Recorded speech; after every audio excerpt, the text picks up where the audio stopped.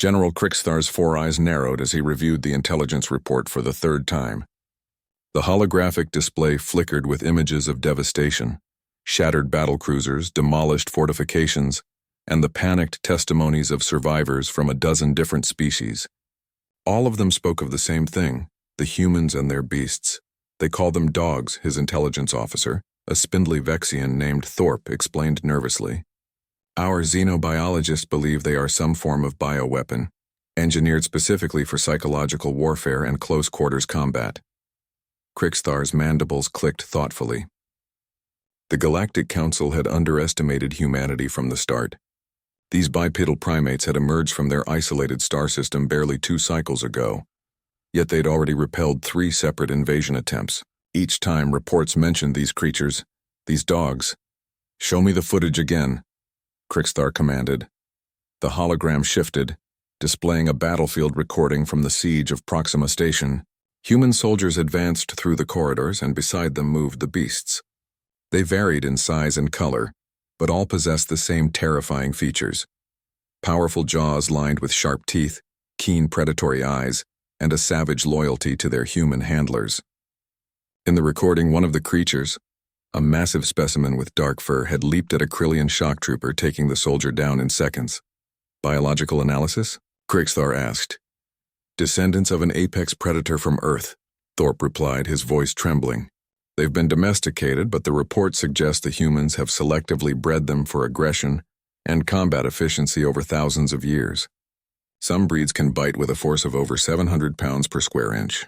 Others are trained to detect explosives, track enemies across vast distances, or even provide psychological support to keep human soldiers combat effective for extended periods." Krixthar stood from his command throne. The war was going poorly. Perhaps it was time to understand the enemy better. "Arrange a diplomatic channel. I want to speak with the human commander." Commander Sarah Chen appeared on the view screen, her expression professionally neutral. Behind her, Krixthar could see the clean, efficient interior of a human vessel. "General Krixthar," she greeted him. "I understand you're requesting a ceasefire negotiation." "I wish to understand your weapons," Krixthar said bluntly. "Your beasts. Before we discuss terms, I would see one of these creatures for myself." Sarah's eyebrow arched. "You want to see a dog?" "I want to witness the beast that has terrorized half the galactic fleet, yes." For a moment, something flickered across the human's face. Was that amusement? "I can arrange that. We'll meet on the neutral station. I'll bring one of our dogs." The meeting chamber on Station Harmony 7 was deliberately sparse, designed for negotiations between species with vastly different environmental needs. Krixthar arrived with a full security detail, each soldier armed and armored. His translator implant was calibrated, his weapons primed. He would not be caught off guard by human treachery. Commander Chen entered from the opposite doorway, flanked by only 2 guards. And beside her, connected by a thin tether, walked the beast. Krixthar's breath caught in his thorax. The creature was small, barely reaching the human's knee.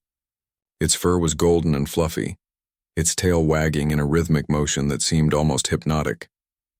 As they approached, the beast's tongue lolled out of its mouth in what the intelligence reports had described as a threat display. "This," Commander Chen said, her voice warm with affection, "is Lieutenant Barclay. He's a golden retriever." The creature sat on command, its dark eyes fixed on Krixthar with unsettling intensity. Then, without warning, it made a sound, a high-pitched whine that sent Krixthar's security detail reaching for their weapons. "Easy," Sarah said, both to her dog and to the aliens. "He's just excited to meet new people." She looked at Krixthar. "Would you like to pet him?" "Pet the beast?" Krixthar's translator struggled with the concept. "Touch him.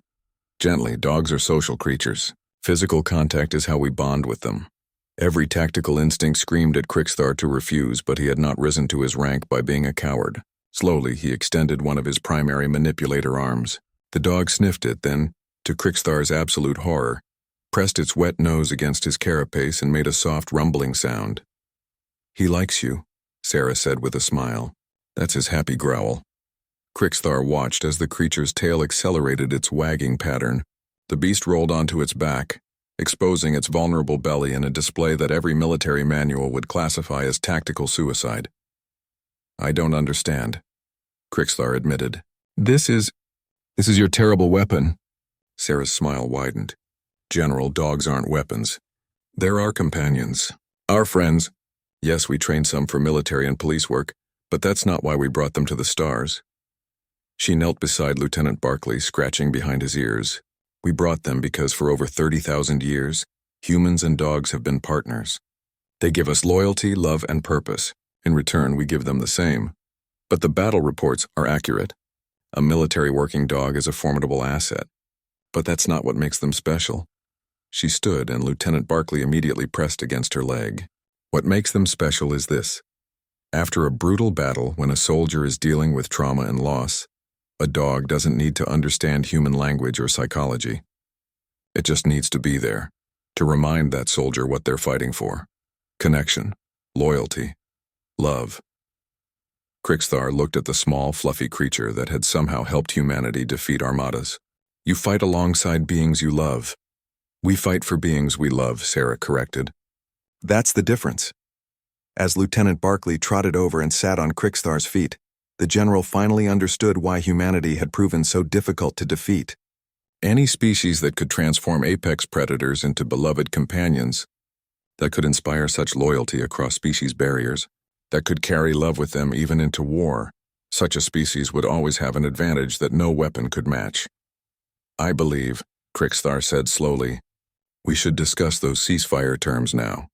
And for the first time in galactic history, a peace treaty was negotiated while an adorable puppy slept contentedly between the delegations.